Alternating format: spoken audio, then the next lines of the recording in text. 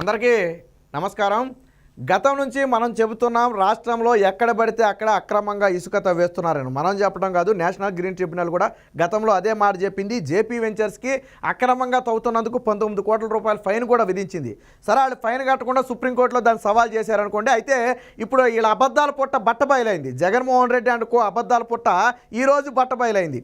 ఈ అక్రమాలకు సంబంధించి ఒక పూర్తి విచారణ చేయాలని చెప్పి నేషనల్ గ్రీన్ ట్రిబ్యునల్ కేంద్ర ప్రభుత్వాన్ని కోరితే కేంద్ర అటవీ పర్యాటక శాఖ ఆధ్వర్యంలో ఒక ప్రత్యేక బృందాన్ని ఏర్పాటు చేశారు.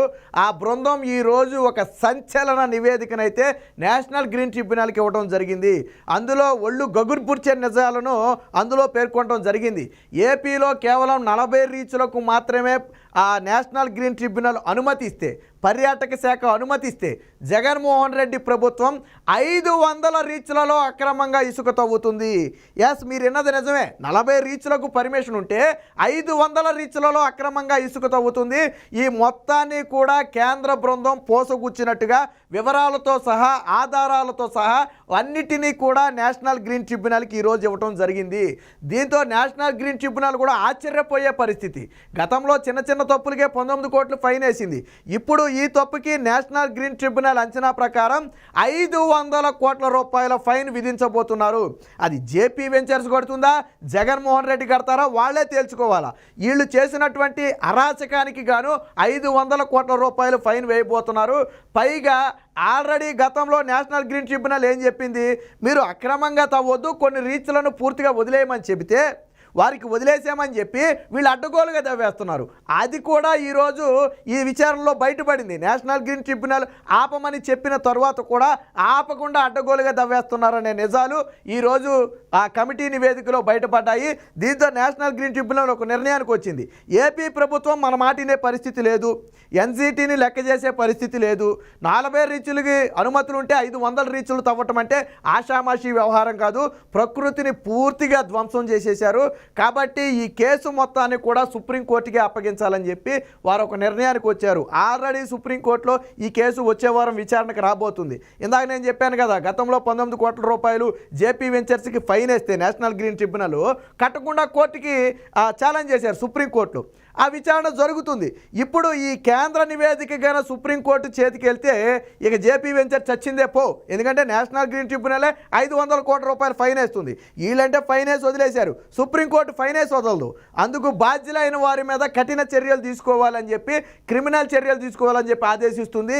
ఇంకా గట్టిగా మాట్లాడితే జరిగిన అవకతవకలు చాలా పెద్దవి కాబట్టి సిబిఐ విచారణకు ఆదేశించినా ఆశ్చర్యపోవాల్సిన అవసరం లేదు. ఎస్, ఏపీలో జరిగినటువంటి అక్రమ ఇసుక రవాణా మీద సిబిఐ విచారణకు పిలుపునిచ్చిన సుప్రీంకోర్టు ఆశ్చర్యపోవాల్సిన పని లేదు. ఒకవేళ అదే జరిగితే జగన్మోహన్ రెడ్డి అడ్డంగా దొరికిపోవటం ఖాయం. ఎందుకనంటే జేపీ వెంచర్స్ అనేది పై ముసుగు మాత్రమే, తెర వెనక కథ మొత్తం వీళ్ళదే. ఎందుకు జేపీ వెంచర్స్కి ఏంటి నష్టం? పర్యాటక శాఖ మిమ్మల్ని తవ్వద్దు అన్న తర్వాత జేపీ వెంచర్స్ ఎందుకు తవ్వుద్ది? వాళ్ళ వెనక వీళ్ళు ఎవరూ లేకపోతే జేపీ వెంచర్స్కి ఏంటి అవసరం? ఈరోజు తవ్వారు అంటే వాళ్ళ వెనక రాజకీయ నేతలు ఉన్నారు, జగన్మోహన్ రెడ్డి హస్తం ఉంది, జగన్మోహన్ రెడ్డి అభయం ఉంది. గ్రీన్ ట్రిబ్యునల్ అదే కదా చెప్పేది. మా మాట ఏ రోజు ఆంధ్రప్రదేశ్ ఇంటలేదు. మేము తవ్వొద్దంటే తవ్వేస్తున్నారు, మేము 40 రీచ్లు కనిపిస్తే 500 రీచ్ల్లో తవ్వేస్తున్నారు. ఇలా జరిగితే రేపు ప్రళయాలు, ప్రకృతి విపత్తులు వచ్చే అవకాశం ఉంది. ఆ ప్రకృతి విపత్తులు పూర్తిగా మానవాళిని కూడా దహించేస్తాయి. ఎందుకంటే రేపు ఏ వరదలు లాంటివి అన్నీ వచ్చాయనుకోండి, మీరు చేసిన ఈ అరాచకాల వల్ల రేపు అది ఒక ఉప్పెనగా మారిపోయి ఊళ్ళు కొట్టుకుపోయినా మనం ఆశ్చర్యపోవాల్సిన అవసరం లేదు. వీళ్ళు నదీ గర్భాలలోకి వెళ్ళి పరిమితికి మించి మరీ తవ్వుతున్నారు. అందులో జీవరాశులు ఏవి కూడా బ్రతికే పరిస్థితి లేదు. నదీ గర్భాల్లోకి వెళ్ళి తవ్వటం అనేది అసలు జరగకూడదు. ఇప్పుడు పర్యాటక వేత్తలందరూ కూడా ఎందుకు ఆందోళన చెందుతున్నారంటే నదీ గర్భాల్లోకి వెళ్ళి తవ్వటం అంటే మన పొట్టలోని పేగులన్నీ పెట్టి మడతపెట్టి లాగేస్తే ఎలా ఉంటుంది మనకి? అలా చేస్తున్నాడు ఈ వైసీపీ ప్రభుత్వం. పెద్ద పెద్ద హైడ్రాలిక్ యంత్రాలను ఉపయోగించి ఆ ఇసుక మొత్తాన్ని కూడా లాగేస్తున్నారు. లాగిన ఇసుక అక్రమ రవాణా. 40 రీచ్లకు అనుమతిస్తే 500 రీచ్ల్లో తవ్వేస్తున్నారు. సో వీళ్ళ పాపాల పుట్ట అంతా కూడా ఈరోజు కేంద్ర నివేదికతో బట్టబయలైంది. ఇక ఏదైతే ఎన్జీటీ నేషనల్ గ్రీన్ ట్రిబ్యునల్ ఉందో వాళ్ళకు కూడా సహనం చచ్చిపోయింది. ఆంధ్రప్రదేశ్ ప్రభుత్వం మాటలతో చెబితే ఇనే రకం కాదు, వీళ్ళకి చేతలతోనే చెప్పాలని చెప్పి 500 కోట్ల రూపాయల ఫైన్ విధించడంతో పాటు ఆ నివేదిక మొత్తాన్ని సుప్రీంకోర్టుకి ఇచ్చి తరువాతి నిర్ణయం మీరే తీసుకోండి, మీకే వదిలేస్తున్నాం అవకాశాన్ని అని చెప్పి నేషనల్ గ్రీన్ ట్రిబ్యునల్ సుప్రీంకోర్టుకు చెప్పబోతుంది. ఆల్రెడీ హైకోర్టులో కూడా కేంద్ర ప్రభుత్వం ఇదే మాట చెప్పింది. మొన్న ఇదే విచారణ హైకోర్టులో కూడా జరుగుతుంది, మన హైకోర్టులో, ఏపీ హైకోర్టులో. అక్కడ కూడా ఇదే చెప్పారు. అక్రమ ఇసుక తవ్వకాల మాట వాస్తవం, అందులో దాపరికం లేదు. ఈ నివేదిక మొత్తాన్ని మేము నేషనల్ గ్రీన్ ట్రిబ్యునల్కి ఇవ్వబోతున్నామని చెప్పి మొన్న చెప్పారు వారం క్రితం. ఇప్పుడు నేషనల్ గ్రీన్ ట్రిబ్యునల్కి ఇచ్చారు. నేషనల్ గ్రీన్ ట్రిబ్యునల్ ఏం చేస్తుంది? సుప్రీంకోర్టుకి ఎత్తుంది. ఇక ఈ మొత్తం కూడా సుప్రీంకోర్టు చూసుకుంటుంది. ఖచ్చితంగా దీని మీద సిబిఐ విచారణ జరపాలి. ఎందుకు అక్రమంగా అనుమతులు లేని ర్యాంపులలో ఇసుక తవ్వుతున్నారు, ఆ తవ్విన ఇసుక మొత్తం ఎక్కడికి వెళ్ళింది, ఎవరి జేబులోకి డబ్బుగా మారింది, ఎన్ని వేల కోట్ల రూపాయలు పోగేశారు, దీని వెనక ఉన్న రాజకీయ నేతలు ఎవరు, ఈ విషయాలన్నీ బయటకు రావాలంటే ఇది భారీ స్కామ్. గతంలో టీడీపీ ఆరోపించింది 40,000 కోట్ల రూపాయల స్కాము ఈ ఒక్క ఇసుక రవాణాలోనే జరిగిందని చెప్పి గతంలో చంద్రబాబు గారు ఆరోపించారు. సో అవన్నీ కూడా ఇప్పుడు నిజమేనని బయటపడుతుంది. తక్షణమే దీని మీద సిబిఐ విచారణకు సుప్రీంకోర్టు ఆదేశించాలి. సంబంధిత అధికారులు వారి వెనకున్న రాజకీయ నాయకులందరినీ కూడా గుర్తించి శిక్షించకపోతే ఈరోజు మానవాళే ప్రమాదంలో పడే అవకాశం ఉంది. ప్రకృతితో ఆటలు మంచి పద్ధతి కాదు. కానీ జగన్మోహన్ రెడ్డి గతంలో మాడ అడవులను కొట్టేసేమో ఇళ్ల స్థలాలు ఇస్తానంటాడు, కాదు అది ప్రభుత్వ స్థలమేనని చెప్పి బొంకాడు.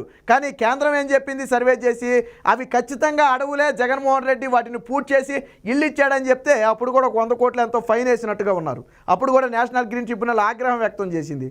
అంటే పూర్తిగా ప్రకృతిని ధ్వంసం చేయటమే పనిగా పెట్టుకున్నాడు. ఋషికొండ మీద సుప్రీంకోర్టు, హైకోర్టు ఎంత ఆగ్రహం వ్యక్తం చేసింది. మీరు శాటిలైట్ చిత్రాలను కూడా మార్చేసే ప్రయత్నం చేస్తున్నారు, గ్రీన్ మ్యాట్లు కప్పుతారా అని చెప్పి ఆగ్రహం వ్యక్తం చేసింది కోర్టు. మీరు అడ్డగోలుగా కొండను కొట్టేయడమే కాకుండా అది కనపడకుండా మళ్ళీ గ్రీన్ మ్యాట్ కప్పడానికి సిగ్గులేదా అని చెప్పి గతంలో కోర్టు అడిగింది. అంటే అటు మాడ అడవులు కొట్టేసి, ఇటు అక్రమంగా ఇసుక తవ్వేసి, అటు ఋషికొండను కొట్టేసి ఇంకెక్కడ రాష్ట్రంలో ప్రకృతి ఉండేది. కాబట్టి తక్షణమే దీని మీద సిబిఐ విచారణ చేయాలి. దీని వెనక ఎంతటి వ్యక్తులున్నా సరే కఠినంగా శిక్షించాలి.